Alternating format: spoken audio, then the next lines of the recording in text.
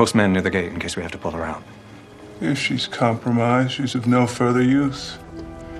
Consider her an acceptable loss. From daring escapades to tender moments, this dynamic genre mashup gave us the best of both worlds. Join us as we count down the top 10 romantic action flicks of the 2000s. We hope you'll enjoy this list. Please let us know your favorites in the comments and subscribe if you don't want to miss more fun videos like this. You are not my brother!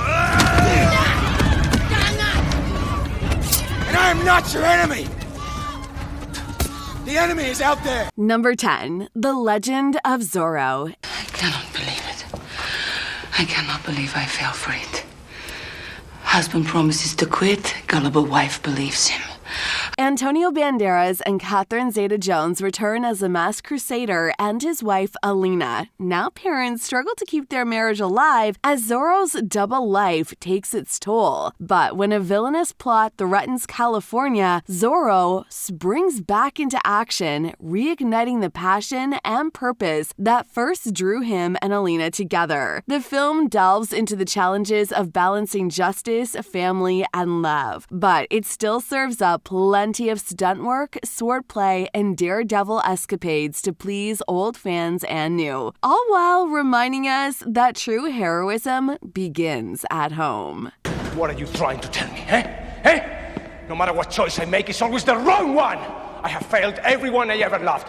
My wife, my son, and now the people too! Number 9. Miss Congeniality. 4 caramel macchiatos, double up on the cup. I got a long way to go. I need 2 blueberry scones with the little granules on top and 1 Starbucks compilation CD.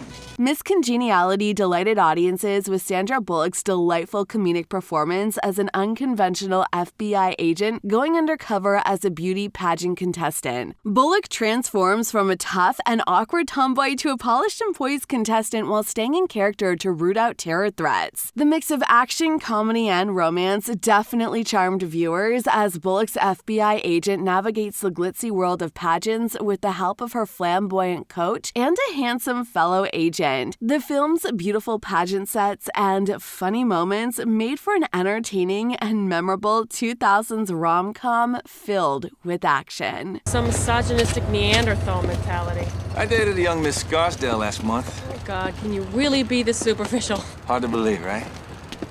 All right, here we are. Number 8. Get Smart. 16 floors down. How'd a flight can get in here? Hey, Max. Hey, Larrabee, 91. Yeah, big day. Could be your last chance to put... Steve Carell definitely brought his signature brand of comedy and lovable glutziness to the role of bumbling analyst turned secret agent Maxwell Smart. Alongside the charming and graceful Anne Hathaway's Agent 99, the couple navigates international intrigue as they try to foil the evil plans of chaos. Carell and Hathaway's enjoyable chemistry, solid supporting cast including Alan Arkin and Dwayne Johnson, visually exciting action scenes, and clever parody of spy film tropes made for an entertaining film that stayed true to the spirit of the classic 60s TV show. Off with that person, but my identity had already been revealed. So I had 2 choices. I could either spend the rest of my life behind a desk. Number 7. A Knight's Tale. Now, if you don't mind, I think I'll stick around, see how things turn out. Act as my herald and you'll receive a share of the winnings. Done. If you don't mind, I gotta go and see a man about a dog. A Knight's Tale uses humor and romance to transport audiences back to the medieval age of jousting tournaments and courtly love. Heath Ledger stars as William, a peasant who poses as a knight to pursue his tournament dreams. In the heart of Shannon Sosamon as Lady Jocelyn, with sidekicks in tow, William encounters arrogant noblemen, captivating damsels, and adventure at every turn. The film perfectly blends genres with its action sequences, comedic moments, and blooming romance. Ledger owns the role of a swaggering underdog knight, showing both comedy and heart. Prizes are bigger in the joust, the prestige as well. Ulrich von Liechtenstein. Yes. I'm Simon the Summoner. And I'm overdue at the sword arena. Number 6. Star Wars Episode II: Attack of the Clones. We will not exceed our mandate, my young Padawan learner. I meant it in the interest of protecting her master, of course. We will not go through this exercise again, Anakin. The second installment of George Lucas's Star Wars prequel trilogy thrilled fans with more lightsaber battles, space dogfights, and further exploration of the Jedi universe to an end. Many say it faltered in character development and stilted dialogue, yet the visual thrills were undeniable. From the climactic Geonosis battle featuring Yoda's acrobatic lightsaber skills to the sleek Camino cloning facility. Meanwhile, the blossoming romance between Anakin and Padme promised great emotional depth, even as Hayden Christensen and Natalie Portman's strained chemistry fell flat. The day we stop believing democracy can work is the day we lose it. Let's pray that day never comes. In the meantime, we must consider your own safety. Number 5. Mr. and Mrs. Smith. Not the most insightful. His office is clear across town. Well, you know the 4 o'clock means we're at rush hour. I'm not crazy about that. If you lived through the early to mid-2000s, chances are that you know this movie. Brad Pitt and Angelina Jolie ignite the screen as Mr. and Mrs. Smith, blissfully married, who don't know their spouse is a highly trained assassin, assigned to kill each other. When their double lives collide, the fireworks of action and banter give way to the flames of long-denied desire. Together they dodge bullets, juggle bombs with effortless cool, even as the distance between them grows slimmer by the second. You left early. Why? Jean-Luc Gaspard. Oh, God. Yeah. I wanted him. I get it. Wow. Number 4. Mission Impossible 3. You listen to me. I got exactly what you asked for. Did you want something else? So if there was a misunderstanding, I will fix it. I can get it. Whatever you want. Tom Cruise definitely thrilled audiences in 2006 as master spy Ethan Hunt in Mission Impossible 3. The fast-paced movie shows Hunt on a desperate mission to rescue his protege, Kerry Russell, from the grip of sadistic arms dealer, while also stopping the villain from unleashing a devastating weapon. The third installment of Mission Impossible franchise continues to deliver impressive action scenes featuring thrilling chase sequences, dangerous stunts, and intricate designs, all of which keep the audience on the edge of their seats. Lindsay. Let me get you home.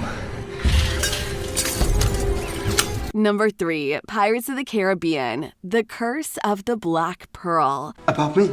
This was said entirely proper for you to... About the day we met, do you remember? How could I forget, Miss Swan?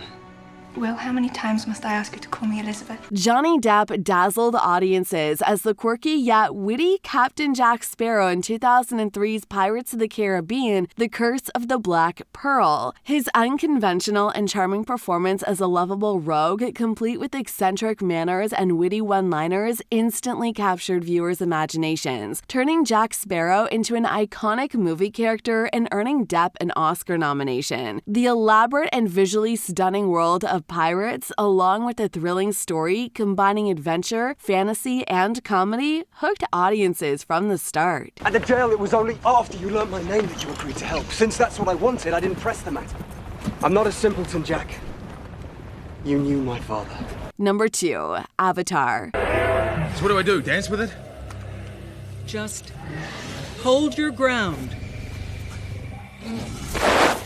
The film transported viewers to a visually stunning alien world of Pandora, where humans were locked in a battle with the native Na'vi over precious resources. Led by the charismatic Jake Sully, audiences were captivated by the immersive world building of Pandora, from its mystical forests and soaring mountains to the culture of the alien race of tall blue Na'vi. But it was Cameron's visionary direction and the photorealistic visual effects that made the enchanting world of Pandora come to life in an experience that fundamentally changed the course of cinema.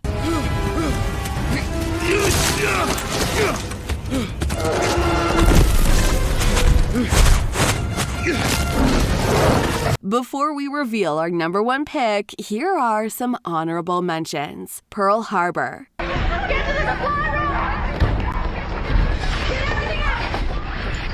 After the Sunset. Look, on this deck, we are going to sit here and watch sunsets until we get old. Fool's Gold. I'm gonna get my PhD and I'm gonna spend the rest of my life writing books. Where are you gonna get the tuition money? Number 1. Casino Royale.